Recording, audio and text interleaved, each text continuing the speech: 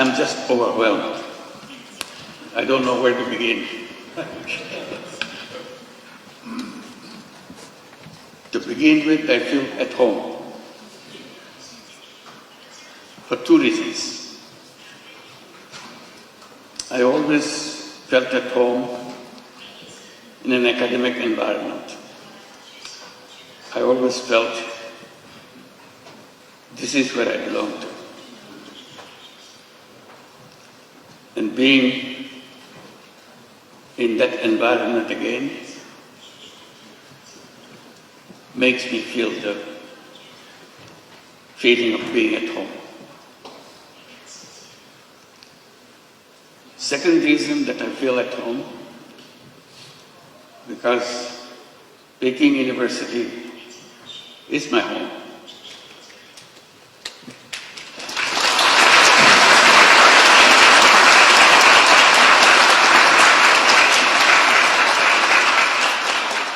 I am part of you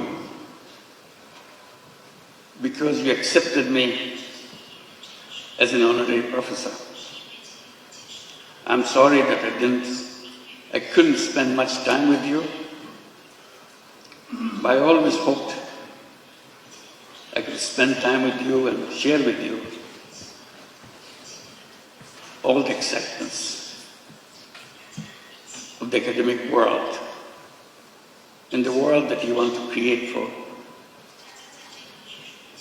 future generations. That's our task in the academic environment, to build the future world, not just learning about the current world. It's the next world that we want to prepare for. So that makes me feel completely at home.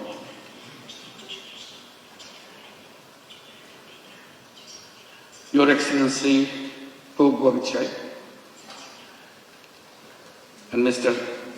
Kong Chuan, esteemed deans and faculty members, distinguished dignitaries, officials and guests,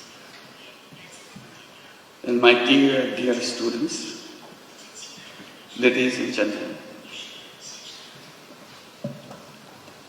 It is with great humility and profound gratitude that I stand before you today in this prestigious institution, Peking University, the center of knowledge, wisdom, innovation, and excellence. To receive an honorary doctorate from such an esteemed university is a great honor for anyone. And I feel so humbled by your gesture for choosing me for this particular honor. This recognition once again reminds me of my commitment to work for realizing the dreams of the millions of youths who were the vanguards of the transformational changes in Bangladesh just last year. Their vision to establish a new Bangladesh in place of the Bangladesh that we had until last year.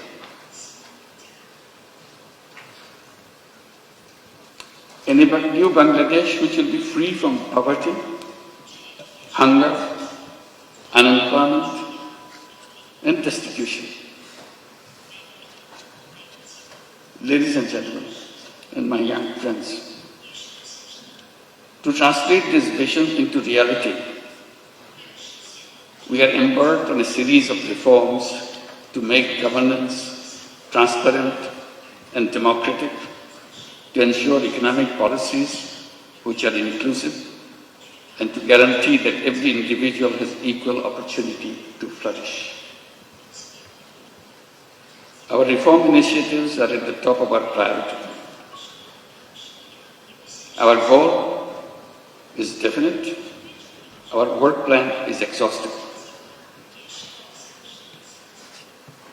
For building a stronger and more resilient Bangladesh, we emphasize economic transformation through entrepreneurship, greater investment in education and technology, and a stronger international cooperation. Distinguished guests, I have a deep and personal attachment with Peking University. Back in October 2006, I had the opportunity to be appointed as the honorary professor. To me, today's conferment is more than a personal honor. I see this as a recognition, as an acknowledgement of the resilience and courage and determination of the people, especially millions of women and young entrepreneurs who continue to prove that no challenge is too big when they are given the right opportunities to develop and break the shackles of poverty and marginalization. Throughout my journey, from being an economist to founding Grameen Bank, from pioneer microfinance to advocating social business, my core belief has remained the same. People are not poor because they lack of skill or ambition. They are poor because the economic system has never given them a fair chance. So poverty is not because of something lacking in the person. It's not their fault. It's the fault of the system that we built for ourselves.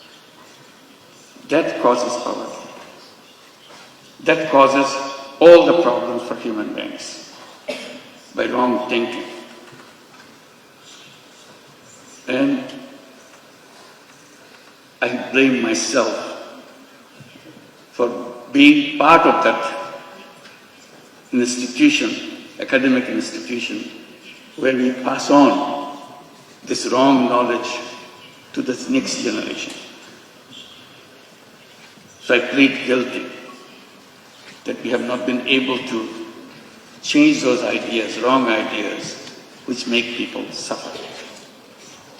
So my struggle has always been to go back, to find out the faults in the system that we promote, we teach the young generation, so that we do not repeat the same thing for the next generation.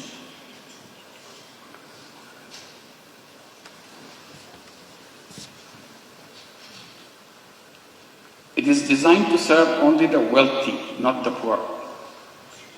That realization led me to create an alternative, one where even the poorest individuals could access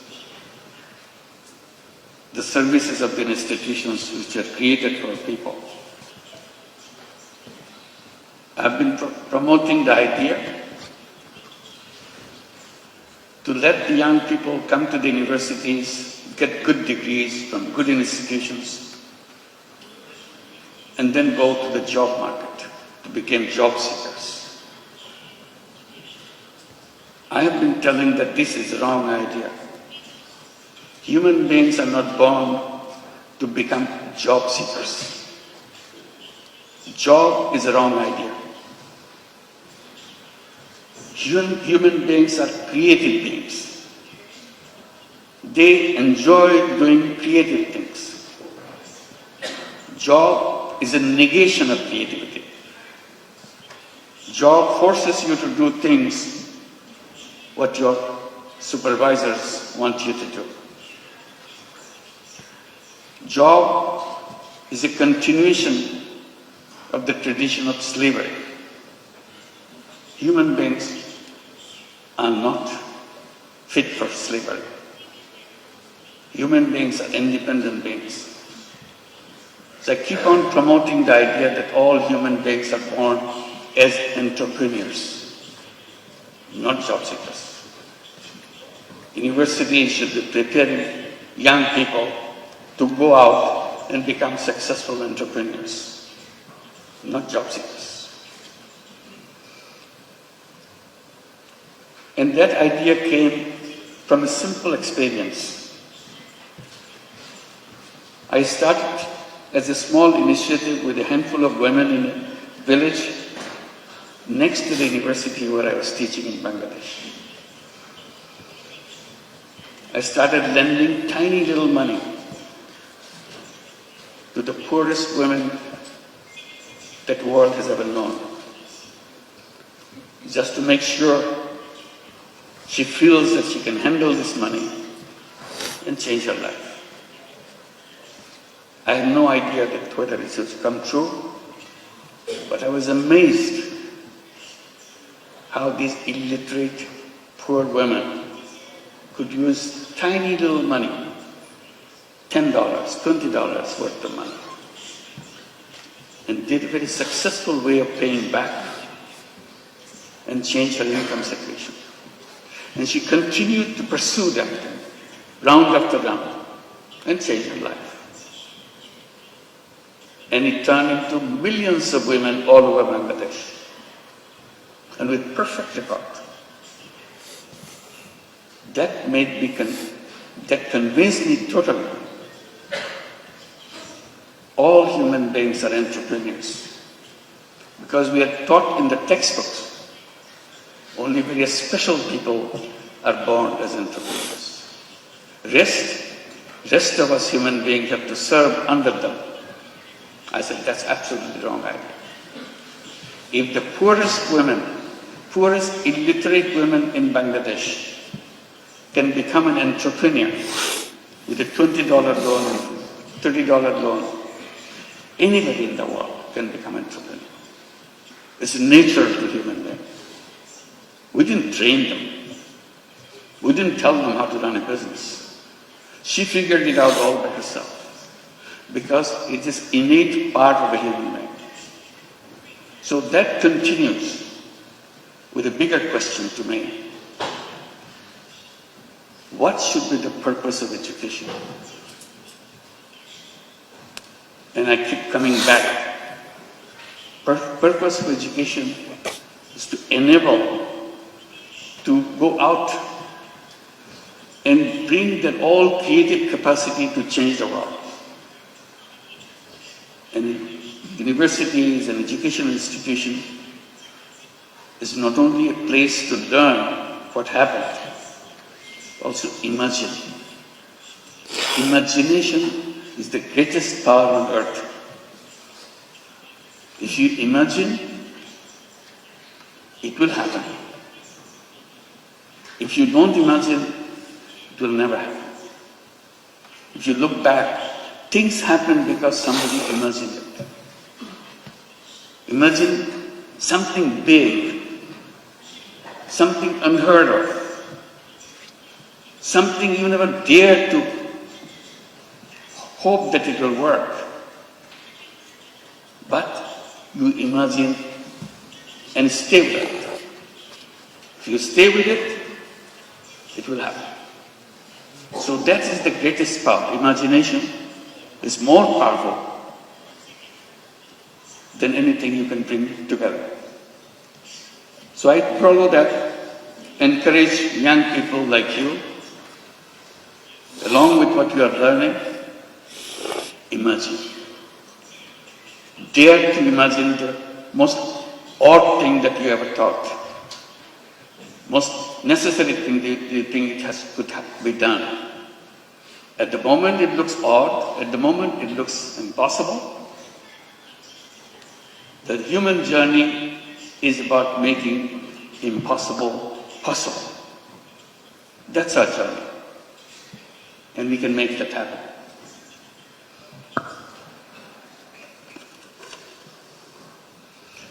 Then I came to my other point. Why the way we do things followed by something that we are not sure of? This civilization that we are passing through, will it help us to overcome the problems that we face?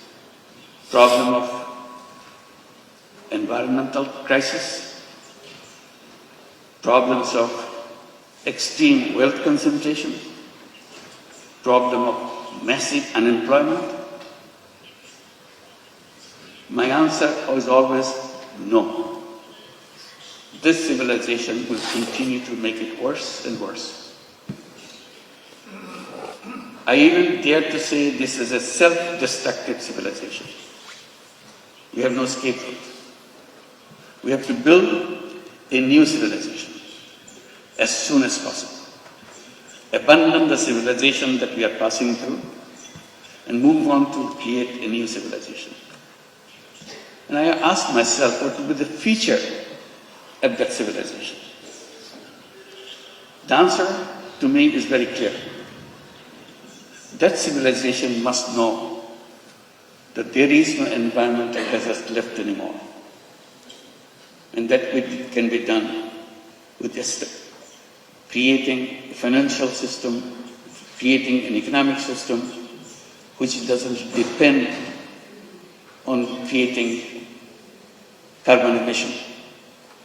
Carbon emission is going to kill us, so we have to get rid of carbon emission. We have to make sure there is no wealth concentration. We have to make sure there is no unemployment. So I come up with a simple formula by saying we have to create a civilization of 3 zeros. 0 net carbon emission, 0 wealth concentration, and 0 unemployment.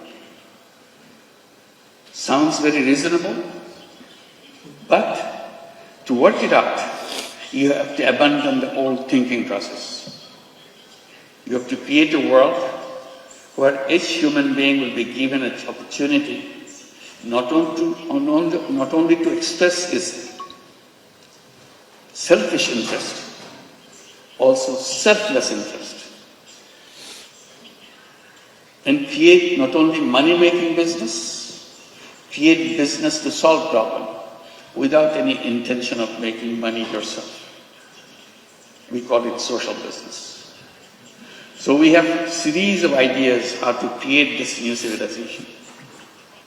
And now I pass it on to the young people between age of 12 to 35 to create what we call 3-0 clubs.